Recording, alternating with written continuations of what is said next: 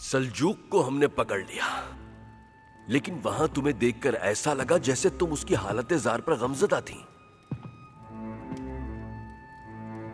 क्या ये आंखें उसके लिए भर आई थी?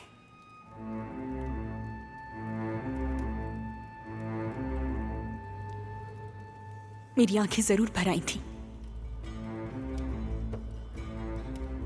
लेकिन उसकी वजह गुस्सा है। दिन दहाड़े सल्जूक हमारे किले में दाखिल हुए और फरार हो गए।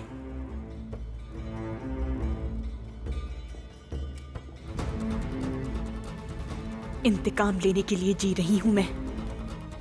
मुंतजिर हूं उस दिन की जब मैं अपने खानदान का बदला लूंगी।